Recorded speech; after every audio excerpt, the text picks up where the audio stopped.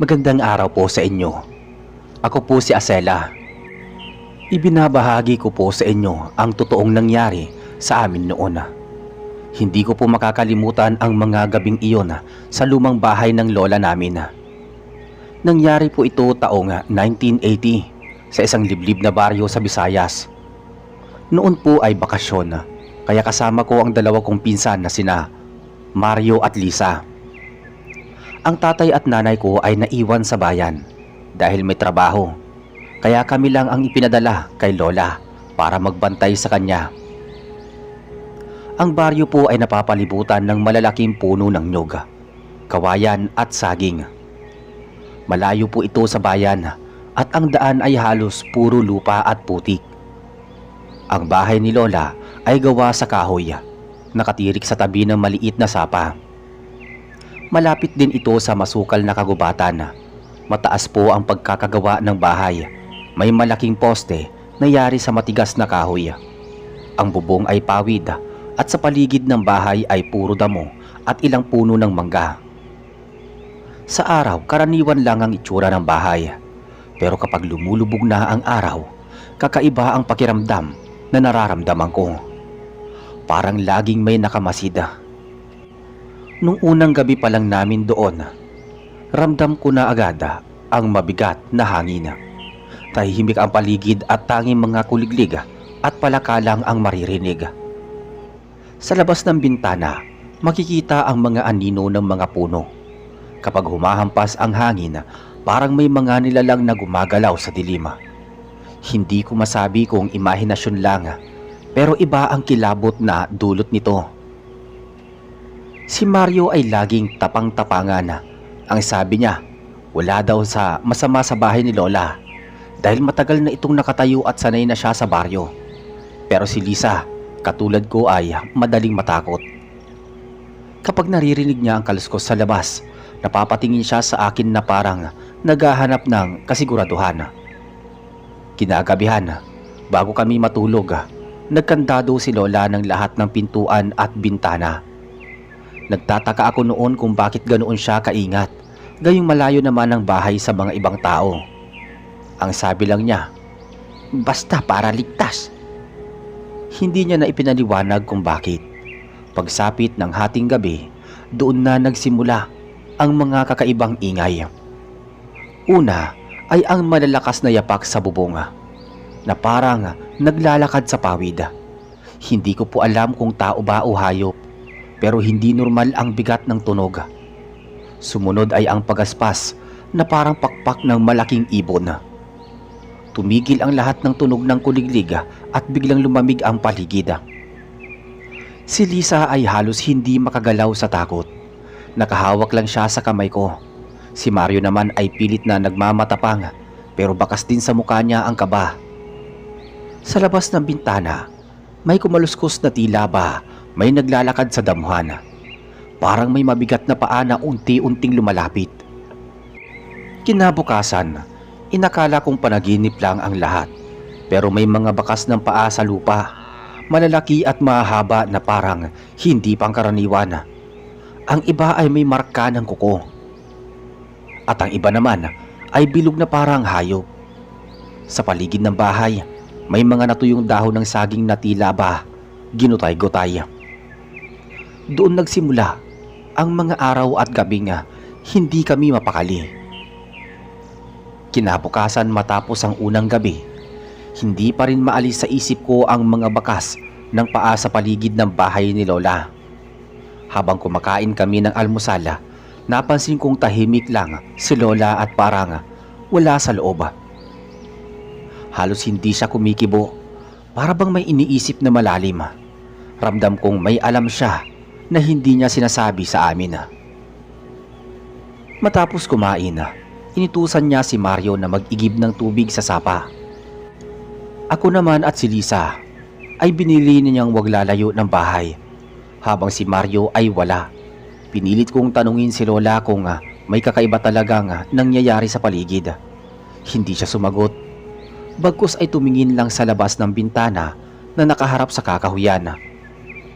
Pagbalik ni Mario, may dala siyang timba ng tubig pero nanginginig ang kamay.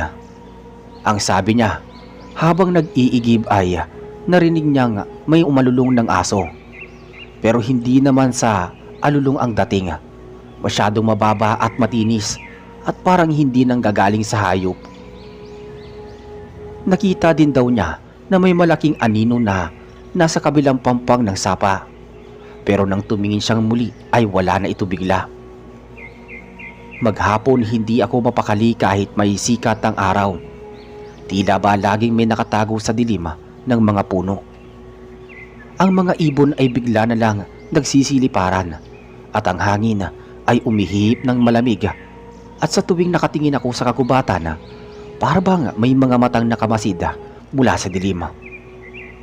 Pagsapit ng gabi, muling nagkandado si Lola ng mga pintuan at bintana. Habang nakahiga kami, nagsimula na naman ang mga kakaibang tunog. Una ay ang pagaspas ng pakpak sa bubong. Sunod ang tila ungol ng isang nilalang na hindi ko kayang ilarawan. Mabigat at mababa ang tunog na parang pinagsamang hayop at tao. Bigla kaming nakarinig ng matinis na iyak mula sa malapit na mga puno ng mangga. Parang tinig ng isang sanggola. Mahina pero malinaw. Si Lisa ay halos mamilog ang mga mata sa takot. Alam naming walang bata sa paligid, lalo na sa ganoong oras. Sinabi ni Lola na huwag kaming kikilos at huwag bubuksan ang kahit anong bintana. Pinikit ko na lang ang mga mata ko, pero ramdam ko ang panginginig ng buong katawan ko. Makalipas ang ilang minuto, narinig ko ang tila pagkamot sa dingding ng bahay. Para bang may matatalas na kuko na pilit kumakayod. Sunod ay ang tunog ng isang mabigat na bagay na gumagasgas sa ilalim ng bahay. Alam ko na hindi iyon hayop, na karaniwan lang. Si Mario ay nakahiga pero bakas ang kaba sa mukha niya. Kinabukasan, nang suriin namin ang paligid, may mga marka ng kamay sa dingding. Mahahaba at matutulis ang mga kuko. Ang ibang bahagi ng pawid sa bubong ay may mga butas na tila ba may maliit na sumisilip sa ilalim ng bahay. May mga tuyong dahon at ilang bahagi ng lupa na parang hinukay. Habang lumilipas ang mga araw, mas lalo pang tumitindi ang mga kakaibang pangyayari. Ang mga manok ni Lola ay isa-isang nawawala. Sa tuwing umaga, makikita na lang namin na may mga balahibo na nakakalat sa may damuhan. Pero wala ang katawan ng mga ito. Ang aso naman ni Lola ay palaging tahol ng tahol tuwing gabi. Nakatitig sa iisang direksyon sa gubat. Sa kabila ng lahat ng ito, nananatili si Lola na tahimik. Parang tanggap na niya ang presensya ng mga nilalang sa paligid. Pero kami, lalo na ako, ay lalong kinilabutan sa bawat araw na lumilipas. Doon ko naisip na ang bahay ni Lola ay hindi ordinaryong tahanan. Para itong nakatayo sa gitna ng isang lugar na tinitirhan ng mga hindi nakikita. Lumipas ang ilang araw na halos pare-pareho ang takbo ng mga pangyayari. Sa umaga ay parang payapa, ngunit pagsapit ng gabi ay nagsisimula na naman ang mga nakakatakot na ingay at kakaibang mga tanda. Habang mas tumatagal kami sa bahay ni Lola, mas lalong tumitindi ang kaba sa dibdib ko. Isang hapon bago pa man lumubog ang araw, napansin kong abala si Lola sa paghahanda ng mga tuyong dahon at asina. Nilagay niya ito sa isang maliit na sisidlana at nilapag malapit sa pinto. Hindi ko alam kung para saan iyon, pero hindi ko na tinanong pa. Si Mario naman ay tahimik lang na nakatingin na habang nag-aayos si Lola. Halata sa kanya na unti-unti na rin siyang nababahala kahit pilit niyang tinatago. Si Lisa ay halos ayaw nang bumaba mula sa silid at laging nakadikit sa akin. Pagsapit ng dilim, kakaiba ang katahimikan ng paligid. Walang huni ng kuliglig, walang ingay ng palaka at kahit ang hangin ay tila huminto.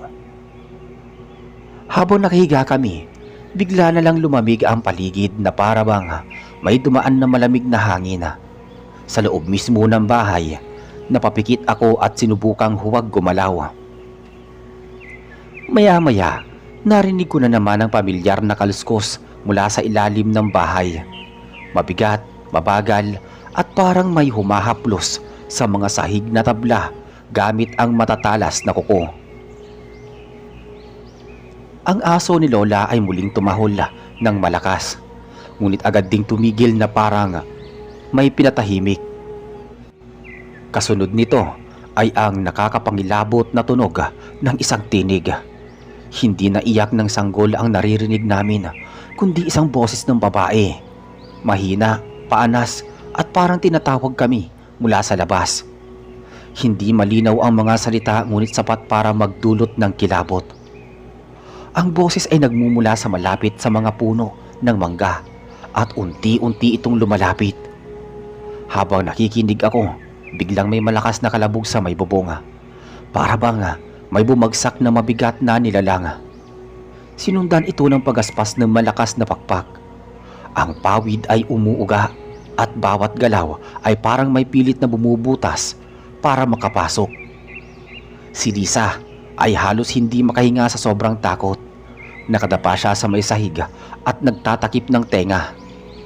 Si Mario ay napapapikit pero ramdam ko na nanginginig din siya. Maya-maya, naramdaman naming gumalaw ang sahig sa ilalim namin. Para bang may gumagapang na mabigat. Ang tunog ng kuko ay muling narinig. Kumakaskas sa kahoy. Tila ba may nilalang na dumadaplis sa ilalim ng bahay, paikot-ikot na para bang naghihintay ng tamang oras. Nang hindi na namin matiis, napatingin ako sa bintana. Sa kabila ng dilim, nasulyapan ko ang isang anyo na nakatayo malapit sa gilid ng gubat.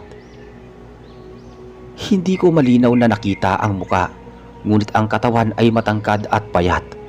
Ang mga mata ay nagliliwanag na parang apoy. Hindi ito gumagalaw. Nakatayo lang at nakatingin sa bahay. Kinabukasan, paglabas namin nakita namin may mga sugat ang poste ng bahay. Parang kinayod ng napakatalas na kuko. Ang bubong naman ay may ilang bahagi na halos mabutas. Sa damuhan naman, may mga bakas ng paa na hindi pamilyar. Ito ay mahaba, malalim at parang may 3 daliri lang. Sinabi ni Lola na huwag na kaming lalabas sa gabi. Pinagbabawalan din niya kaming lumapit sa puno ng mangga at sa gilid ng sapa. Hindi niya diretsyong pinaliwanag kung bakit pero alam namin na may mga nilalang doon. Habang lumilipas ang mga gabi, pakiramdam ko ay mas nagiging malapit ang mga ito. Parang unti-unti nilang sinusubukan ang bawat sulok ng bahay para makapasok. At habang naroong kami, mas lalo naming nadarama na hindi lang aswang ang nasa paligid, kundi pati mga engkanto na nakikihalubilo sa dilima. Pagdating ng ika-4 na gabi, halos hindi na kami mapakali sa takot. Kahit sa araw, ramdam pa rin namin ang bigat ng paligid. Si Liza ay halos hindi na lumalabas. Si Mario naman ay nagsisimulang magdala ng patalim kahit saan siya magpunta. Ako kahit anong lakas ng loob ang piliting kong buuin, hindi ko pa rin maikakaila ang panginginig ng aking mga kamay. Nang gabing yon, bago magtakip silim, ay may kakaiba na namang nangyari. Habang nakaupo kami sa balkonahe, napansin namin ang ilang mga bata mula sa kabilang baryo na biglang nagtatakbuhan palayo sa gubat. Umiiyak sila at halos hindi makapagsalita. Nang tanungin ni Lola ang isa sa kanila, ang sabi ay may nakita raw silang nilalang na nakatayo sa tabi ng puno ng saging. Mahaba ang buhok, maputla ang balat at walang muka. Pagkasabi nila nito, mabilis silang nagtakbuhan pauwi at iniwan kaming nagkakatinginan. Pagsapit ng hating gabi, mas lalo pang naging kakaiba ang mga tunog. Ang pagaspas ng pakpak ay mas malakas. Ang yapak sa bubong ay mas mabigat. At ang kaluskos sa ilalim ng bahay ay tila mas malapit na. Ngunit sa gabing yun, may bago kaming narinig, ang halakhak ng isang babae. Hindi ito ordinaryong tawa, kundi malalim, mahaba at may kasamang panlilibak. Ang tunog ay nagmumula sa gilid ng kagubatan at unti-unting lumalapit hanggang sa para bang nasa mismong bakuran na namin. Kasunod ng halakhak ay ang biglang pag-ihip ng malamig na hangin. Tumayo ang mga balahibo ko at halos hindi ako makahinga. Si Mario ay mahigpit na hawak ang kanyang patalima pero bakas sa mukha niya ang pag-aalinlangan. Si Lisa naman ay nakatakip ng unan sa kanyang ulo. Pilit na tinatakpan ang kanyang pandinig. Habang lahat kami ay nananahimik, may biglang kumalabog sa may bintana. Malakas, sunod-sunod na para bang may humahampas mula sa labas. Pagtingin ko, may aninong dumaan sa labas ng pawid. Mahaba ang braso at tila mas marami sa iisang galaw. Hindi ko masabi kung tao ba o hindi, pero sigurado ako nga hindi ito normal. Maya-maya, naramdaman ko nga gumagalaw ang hangin sa loob ng bahay. Kahit nakasara ang lahat ng bintana at pinto, tila ba may malamig na presensyang pumasok. Ang aso ni Lola nasa ilalim ng bahay ay biglang tumahimik. Nang silipin ni Mario sa sahig na may siwang, nakita niyang nakatihaya na ito. Nawala ng buhay. Ang leeg ay may dalawang malalim na marka na parang kagat. Pagdating ng madaling araw, hindi na kami nakatulog. Tahimik lang kaming tatlo sa isang sulok habang si Lola ay parang walang bakas ng takot.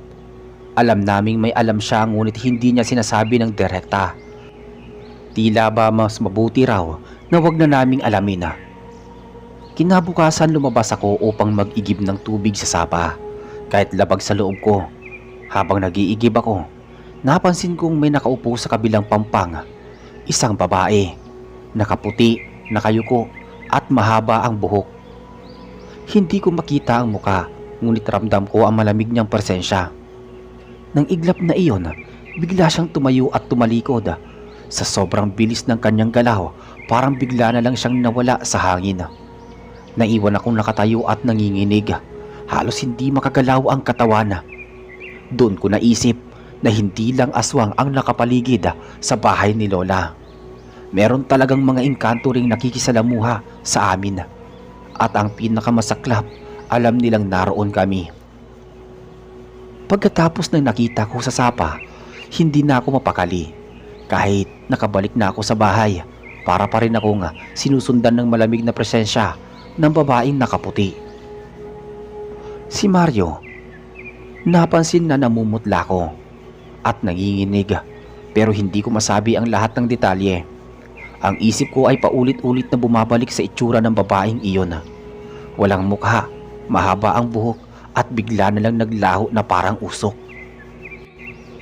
Nang gabing iyon, mas lalo pang naging kakaiba ang paligid. Mula sa labas ng bahay, may maririnig ng mga yapak na paikot-ikot. Hindi ordinaryong hakbang dahil mabigat at parang nakaldraging ng paa. Ang mga manok ni Lola na natitira ay biglang nag-ingay, pero may maya-maya natahimik ang mga ito. Kasunod ng isang matinis na tunog na para bang nahagip o nadakma. Pag umaga, wala namang manok na nasa kulungan. Sa kalagitnaan ng gabi, habang lahat kami ay nakahiga, may narinig kaming mabagal na pagkaluskos ng kuko sa dingding. Paikot-ikot ito parang sinasadya para marinig namin. Minsan ay humahaplos sa ilalim ng sahig. Minsan naman nasa mismo tabi ng bintana. Ang tunog ay napakalinaw sa katahimikan ng gabi. Si Lisa ay halos hindi na kumikilos. Naninigas ang katawan sa takot. Si Mario naman ay nakahawak sa kanyang patalima, pero bakas ang panghihina ng kanyang loob. Maya-maya, bumukas ang amoy ng hangin. Matamis na mabaho, parang pinagsamang bulok na prutas at dugo. Doon namin naramdaman na may mga malalapit na. Biglang may malakas na kumalabog sa bubong, kasunod ng pagaspas ng malalakas na pakpak. Ang pawid ay naguunahan sa pagkalas at bawat hakbang sa ibabaw ay nagdudulot ng pagninig ng buong bahay. Habang nakahiga ako, napatingin ako sa maliit na siwang ng dingding. Doon ko nakita ang isang mata na nagliliwanag sa dilim. Pula ito, matalim at nakatitig mismo sa akin. Sa isang iglap, narinig ko ang mahinang halakhak na muling bumalik. Hindi ito malayo gaya ng dati. Ngayon ay tila nasa mismong labas ng dingding.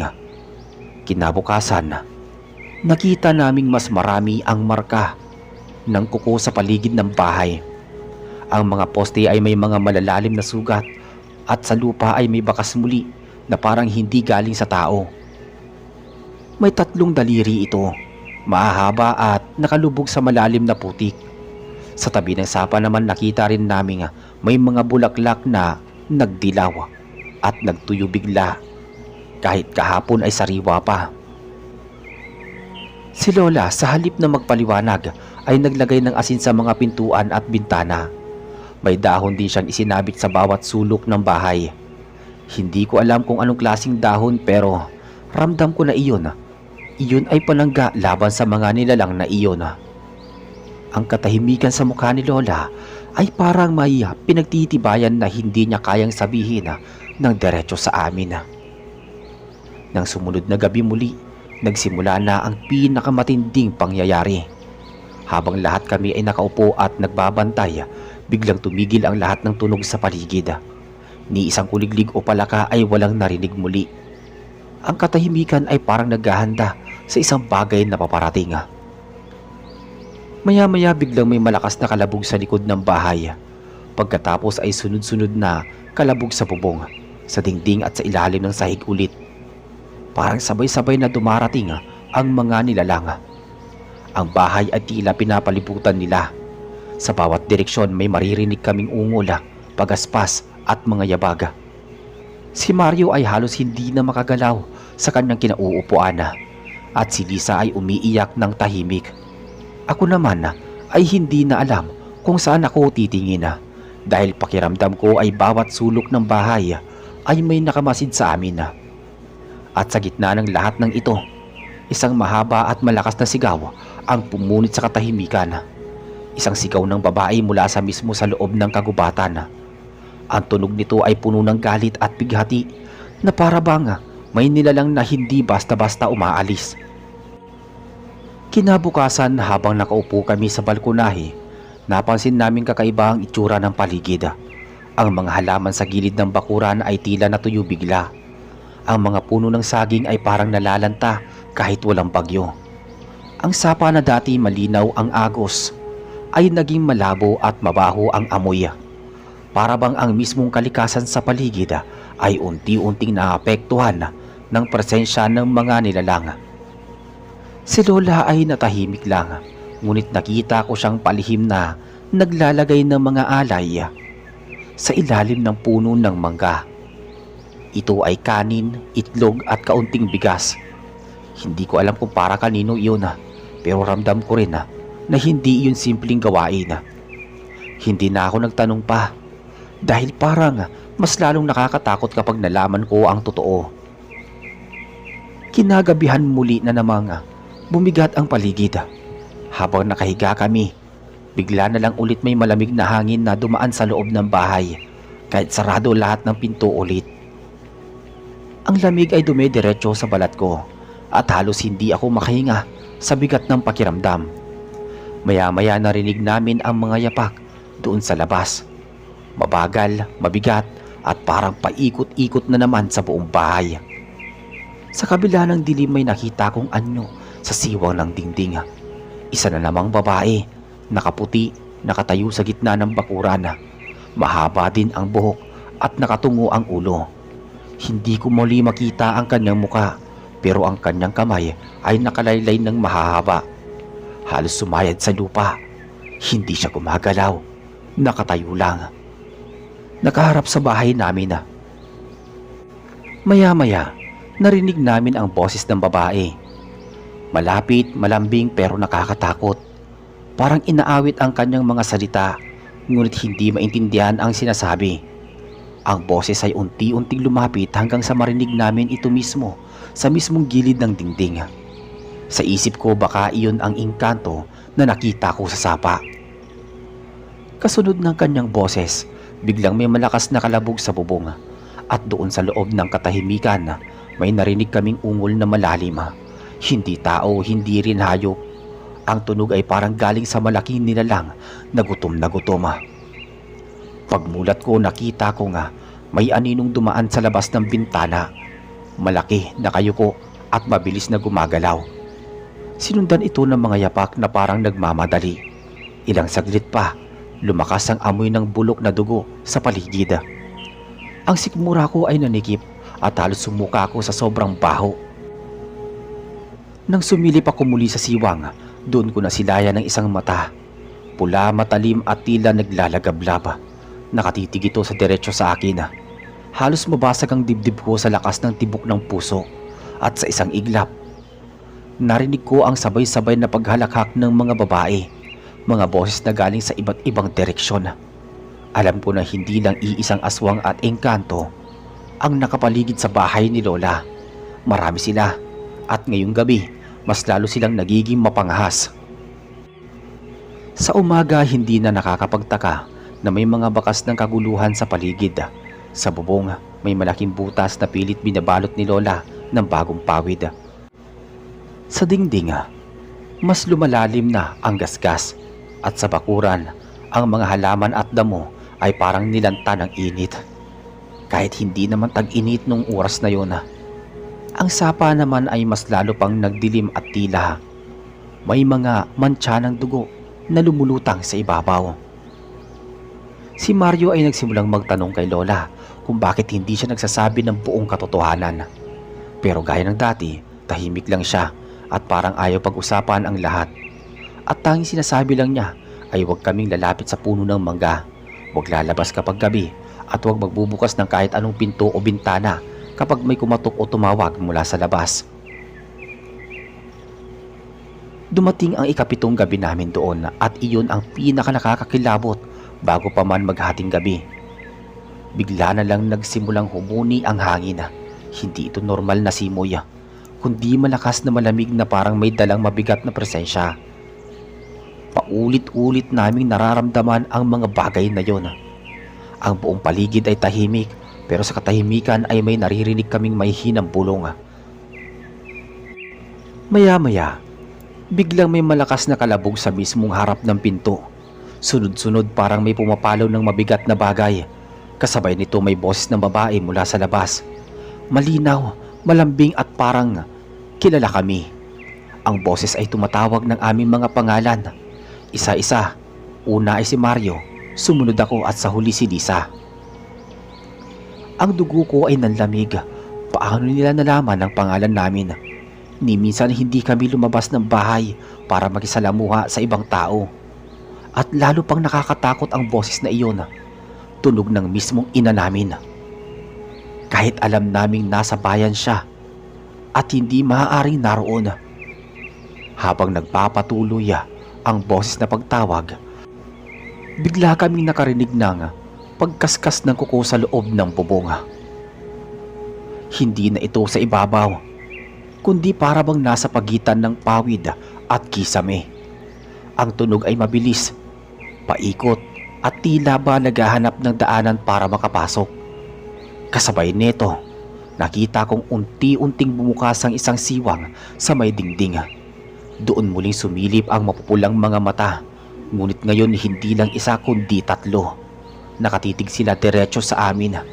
Hindi kumukurap at puno ng gutom ang kanilang mga pagmumuka. Sa sobrang takot na payakap na lang ako kay Lisa. Si Mario ay nagsimulang magdasal ng malakas habang si Lola ay lumapit sa may altar at nagsindi ng kandila. Ang apoy ng kandila ay kumikislap-kislap, parang nilalaro ng hangin, ngunit iyon lamang ang tanging liwanag na proteksyon namin sa mga oras na yon. Habang tumatagal, mas lalo naming nararamdaman na hindi lang basta panggugulo ang ginagawa ng mga ito. Parang may hinahanap sila o may gustong kunin mula sa amin.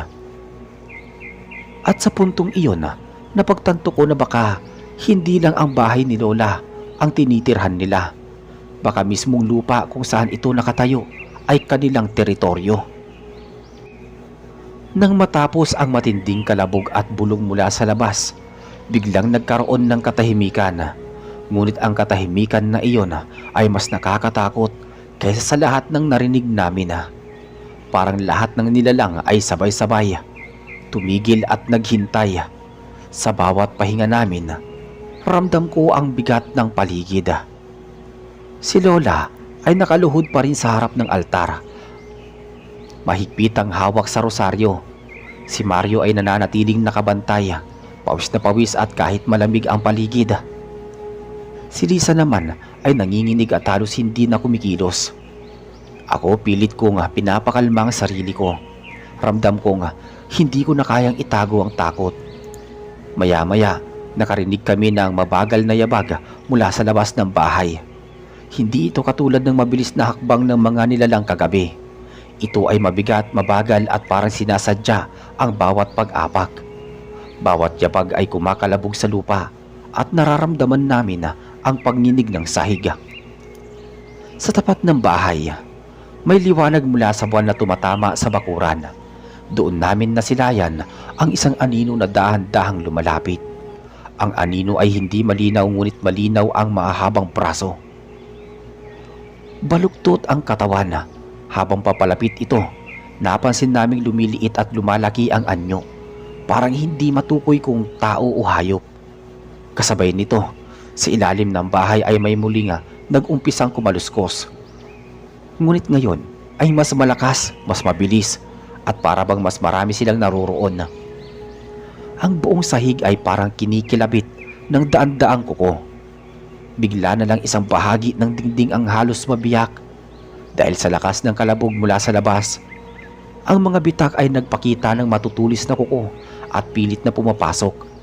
Ang mapupulang mga mata ay muling lumitaw, ngunit mas malaki at mas matingkad ang kulay. Sa gitna ng kaguluhan, napansin ko na ang puno ng mangga sa may bakuran ay tila gumagalaw kahit walang hangin. Ang mga sanga ay dahan-dahang humahaba at parang pilit na inaabot ang bubong ng bahay. Ang mga dahon ay nag-iingay na parang may tinig na humahalo sa hangin. Naalala ko tuloy bigla ang sabi ni Lola, "Huwag lalapit sa puno ng mangga." Doon ko napagtanto na hindi lang basta puno yon. Isa itong taguan, isang daanan ng mga nilalang na nagpapakita sa amin gabi-gabi. Sa kabila ng lahat, nagsindi si Lola ng isa pang kandila, mas malaki kaysa sa nauna. Habang lumiliwanag ang apoy, bahagyang humina ang mga kaluskos at kalabog. Ngunit hindi siya tuluyang nawala. Parang galit na galit sila dahil hindi sila makapasok. At doon nagsimula ang sunod-sunod na nakakatakot na bagay sa mismong sahig kung saan kami nakaupo. May unti-unting lumitaw na mga batik ng dugo. Hindi ito galing sa amin kundi parang umaangat mula sa kahoy mismo. Habang mas dumadami ang dugo, mas nagiging malakas ang mga kalabog sa may labas. Sa mga oras na yon, sigurado na akong hindi lang basta aswang o engkanto ang nandyan. May mas malalim na sumpa ang bahay ni Lola at ang mga nilalang ay hindi titigil hanggat hindi nila nakukuha ang gusto nila. Kinabukasan matapos ang halos walang tulog na gabi, kita namin ang bakas ng nangyari. Maya-maya nagsalita rin si Lola. Sabi ni Lola, matagal nang may nakatali sa lupang ito. Ang bahay daw ay itinayo sa lugar na hindi dapat tinirhan. Noon daw ay may malaking puno doon, hindi mangga kundi isang punong balite na pinaniniwala ang tirahan ng mga engkanto. Pinutol iyon ng asawa ni Lola noon para may matayuan sila ng bahay. Simula daw noon, hindi na sila pinatahimik. Nagsimula sa maliit na kababalaghan, mga ingay, mga aninong dumaraan at mga kakaibang sakit na hindi mapaliwanag ng albularyo. Pero habang tumatagal, mas lalo silang nagiging marahas ang mga nilalang hanggang sa dumating ang isang gabi, ayon kay Lola, na nawala ang isa sa mga anak niya. Napahinto kaming lahat ng marinig yun. Hindi niya detalyadong kinuwento pero malinaw sa mukha niya na may batang kinuha. Doon ko naintindihan kung bakit ganoon na lang ang higpit niya sa mga bilin. Habang kinakwento ni Lola, biglang nagkaroon ng kakaibang simoy ng hangin mula sa may bintana. Kahit araw malamig na malamig ang hangin at may kasamang mabahong amoy ng bulok. Nilingon ko ang labas at nakita ko ang puno ng mangga. Ang mga sanga nito ay nakatungo patungo sa bahay. Parang nakikinig. Kinabukasan, hindi pa rin kami mapakali. Kahit maliwanag, ramdam pa rin namin ang presensya ng mga nilalang at sa araw na iyon may kakaibang nangyari kay Lisa. Habang nag-iigib siya ng tubig sa sapa, bigla siyang natigilan. Nang lapitan namin, nakita namin nakatayo siya sa gilid, nakatitig lang sa tubig na parang may kausap. Nang tanungin namin kung ano ang nakita niya, hindi siya sumagot, ngunit bakas sa mukha niya ang takot at pagkahilo na para bang may humihila sa kanya mula sa ilalim. Doon nagsimula ang panibagong kaba namin. Baka hindi lang bahay ang binabantayan ng mga nilalang, baka mismo ang dugo namin ay gusto nilang makuha. Habang lumalalim ang gabi, bumalik na naman ang mga ingay. Ngayon, hindi lang mga pangalan namin ang binabanggit nila. Narinig namin binanggit nila ang salitang utang. Doon ko tuluyang naisip, baka may kasunduan o kasalanan ang mga nauna sa amin at kami ngayon ang nagdurusa dahil doon. Pagkatapos marinig ang salitang utang mula sa mga bulong ng mga nilalang, mas lalo kaming naguluhan at natakot. Hindi na lang ito basta pananakot o pagpaparamdam. Malinaw na may hinahanap silang kapalit o kabayaran. Ang gabing yon ay naging mas mabigat kaysa sa mga naunang gabi. Si Mario hindi na mapakali, hindi na rin siya natutulog. Gabi-gabi ay nakahawak siya ng patalim. Si Lisa ganun pa rin, tahimik. At madalas ay nakatitig lang sa dingding na para bang may nakikita siya na hindi namin nakikita. Si Lola naman bagamat matatag, ay bakas na bakas ang pagod at panghihina sa kanyang muka. Halos wala na siyang boses sa kakadasal, ngunit pinipilit pa rin niyang magdasal para mapanatili ang liwanag ng mga kandila sa altar. Kinabukasan na pagpasyahan namin mag-imbestiga sa paligid ng bahay. Sa gilid ng punong mangga, may nakita kami mga maliliit na hukay na para bang hinukay ng kamay. Sa bawat hukay ay may lamang buto ng hayop, tila mga manok at baboy. Ngunit may isa na kakaiba dahil mas maliit at mas maayos ang hugis ng buto. Nang makita iyon ni Lola, agad niya kaming pinabalik sa bahay. Hindi niya pinayagang mag-usisa pa kami. Habang bumabalik kami sa loob, narinig namin muli ang mga bulong. Hindi na lang mula sa gabi, kundi pati na rin sa tanghaling tapat. Ang mga bulong ay hindi na nagtatago, kundi nagiging mas malapit at mas malinaw. Paulit-ulit ang salitang utang. Sa katahimikan muling narinig ang mga yabag, mabigat, mabagal at parang mas malapit muli sa pinto. Nang sumilip kami sa siwang, nakita namin ang isang nilalang na hindi mapaliwanag. Ito ulit yung nakita namin gabi-gabi. Kasabay nito, sa ilalim ng bahay ay sabay-sabay na nag-iingay ang mga kaluskos. Para bang hindi lang iilang nilalang ang naroroon, kundi daan-daan na. Ang bubong ay muling nilakaran ng mabibigat na paa at sa bawat yapak ay may kasamang mababang ungol na parang mula sa hindi talaga tao. Si Lola ganun pa rin ang ginagawa, nagdarasal. Maya-maya habang nagaganap ito, bigla kami nakarinig ng tinig ni Lola. Mahina ngunit malinaw. Sinabi niya na ang lahat ng ito ay bunga ng pagkakamali noon, ang pagputol sa punong balite. Hindi lang basta punong kahoy iyon kundi tahanan talaga ng mga nilalang. At dahil sa ginawang iyon ng asawa niya, may utang silang naiwan na kailanman ay hindi pa nababayaran. Doon ko naintindihan kung anong ibig sabihin ng utang. Hindi ito utang na pera, kundi utang na dugo. Kapalit ng punong balite, may kinuha silang anak noon at ngayon tila gusto nilang dagdagan pa. Lalo kami natakot nang magsimulang lumapit ang mga puno ng mangga. Ang mga ugat nito ay gumagapang papasok sa ilalim ng bahay. Parang may mga kamay na sumusubok na pumasok. Ang mga sanga nito ay humahampas sa bubong at dingding, at sa bawat hampas may kasamang sigaw ng mga nilalang na hindi nakikita. Habang nagkakagulo, si Lola ay lumapit sa amin at itinapat ang rosaryo sa katawan ni Lisa. Doon lamang humina ang pwersa at bumalik sa normal si Lisa. Bagamat nangihina at halos mawalan ng malay, ngunit hindi pa rin sila tumitigil. Sa labas ng bahay muling narinig ang mga boses. Hindi bulong kundi sabay-sabay na sigaw. Malalakas, galit na galit at paulit-ulit ang salitang utang ulit. Sa oras na iyon, alam naming hindi na kami makakaligtas. Kung mananatili pa roon, ngunit paano kami makakaalis kung lahat ng labas ay binabantayan? Sa bawat gilid ng bahay ay may mga mata. Sa bawat siwang ay may mga nakadungaw na nilalang at buong paligid ay napaliligiran ng dilim at kakaibang hangin. Sabi naman ni Lola, kailangan namin maghintay ng umaga. Matapos ang gabing yun na halos hindi namin alam kung papaano natapos, pakiramdam namin ay halos wala lang natitirang lakas sa katawan namin. Si Lisa ay nananatiling matamlay, halos walang imik at madalas ay nakatingin lang sa kawalan. Si Mario laging nakabantay, hawak pa rin ang patalim at halos hindi na natutulog. Ako naman ay laging kinakabahan, lalo na tuwing sumasapit ang dilim. Sumunod na pangyayari, sa may pinto may nakatayo na nilalang. Mahaba ang buhok, nakatakip sa muka at ang katawan ay butot balat. Mahaba ang kuko at mga mata ay pulang-pula na nakatitig kay Lisa. Si Mario ay mabilis na sumugod at sinubukang itaboy gamit ang kanyang patalim. Ngunit bago pa man niya maabot, lumipad siya at tumama sa dingding.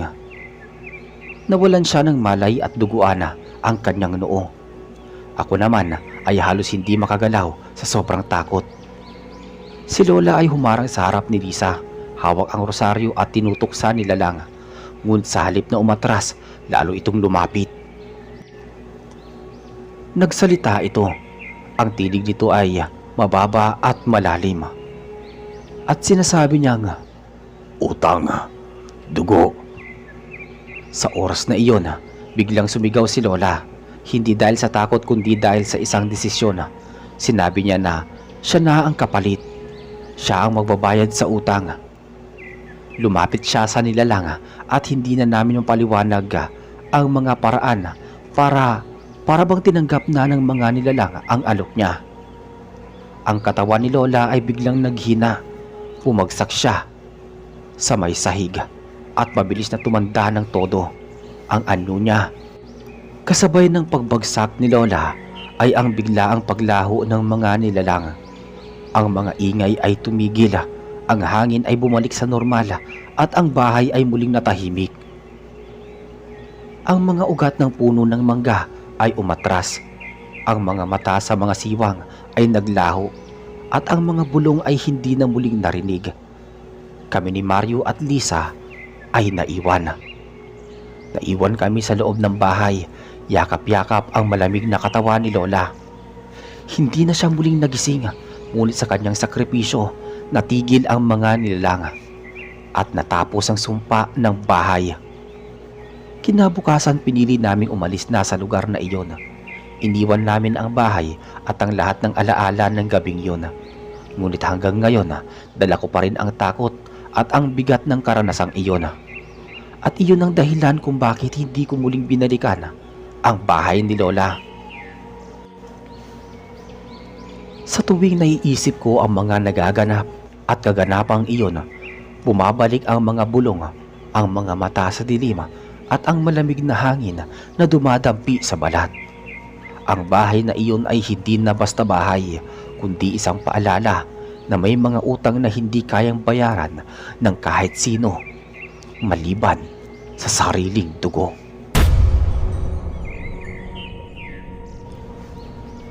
At dito po natatapos ang ating kwento. Muli, ako po si Reggie, ang inyong narrator sa channel na Kwentuhan Tayo.